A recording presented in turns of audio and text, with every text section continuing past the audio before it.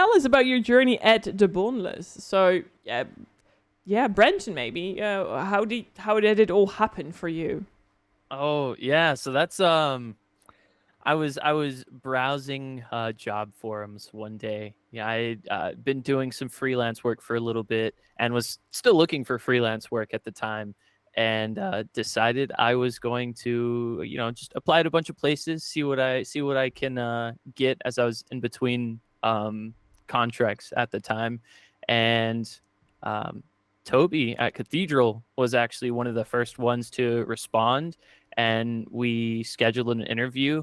And it was like every once in a while you get those times where you meet somebody and you just get along, like you're on the same wavelength, just like Oh, dude, thank immediately. you. Yeah. Oh man, Warming my heart. Warming my heart. yeah, it was just one of those times where like you could tell we had a lot of the same ideas, we like the same games, like we enjoyed a lot of like the same entertainment, and we just got along right away. And I kind of knew that in there that I would I hadn't gotten the job yet, but I had a good feeling. I was like, I think I got He this had the one. job. He did have the job. It almost sounds like this I maybe perfect. didn't tell him on the spot. It almost sounds like this perfect love story starting here. So.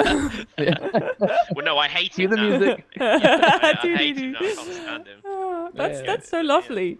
Yeah. But that's great, because if you have that feeling directly, it's also for you something like, okay, if I get this job, it's not going to feel like a job. It's going to feel like something like a passion you can, do your thing at.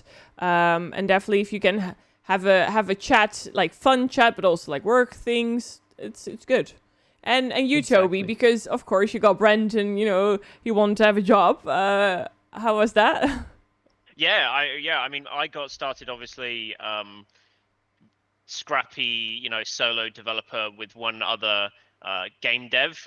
His name is Jackson. He's not part of the team anymore, but he's still a good friend of mine. We were working on the early version of Bornless. It was originally going to be just a game jam. We were going to try and do it really, really fast. We started July 2021, and we were going to make a small horror game just for Steam.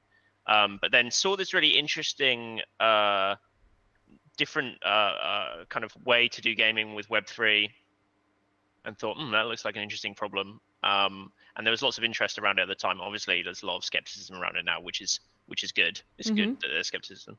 But we jumped in. We thought, yeah, this tech looks fun. This looks cool. And looking at some of the games that we thought, were a really good version of Web3, for example, EVE Online. You've mentioned World of Warcraft. Like, there's a lot of types of games that would really use the tech really well. We knocked heads and came up with an idea for an FPS sort of RPG, sort of MMO. It's gone through different phases. The original prototype was more spooky, and over time we've managed to build out into this very ambitious title that's starting to really come together. All the pieces are there. Nice. But yeah, we started in July 2021, and it was me and this other developer for about 6 months, maybe 9 months, and brought on Branton at the same time that we managed to get a bit of funding. Basically, we got a bit of funding to kick off the game, and started hiring some people, Branton one of them, and slowly built our team. Slowly is the key thing, because there's a lot of Web3 studios out there that do not do things slowly. So we slowly built out a team, and yeah, we're currently in alpha. We thought for a while we were in beta. We're not really in beta. We're in alpha. It's a fun alpha though. It's fun. We think we'll be in what we now understand about Bornless. We think we'll really be in beta about May next year. But we're in alpha at the moment, and you can come play it. It's been playable for over a year now. You can come into the Bornless Discord and grab an access key, or chat with the devs and play it. Yeah, that's very quick, by the way. That's I mean, you started like 2 years ago, so when you said we took it slow, but I think it's still very quick. Well, when you can work, it wasn't good when we started. Like it was 2 devs who came up with a kooky idea, and it was fun. but it was not polished. Like, it was jank, and it's been jank, and it's still got jank, and it's got a lot left to do. But yeah, you probably will always, even when it's done, everyone's like, "Oh, it's awesome." You'll be like, "Well, there's always stuff that you don't like." It's Yeah. good though. It's getting there. Yeah. The stuff that the guys have got at the moment, the features that are they're not currently playable. Like, it's lots of pieces of the puzzle that are getting worked on that will get slotted together. And the pieces of the puzzle are starting to look pretty good. So Glad. Yeah. We are definitely our own biggest critic, for sure. Yeah. I think that's with any creative.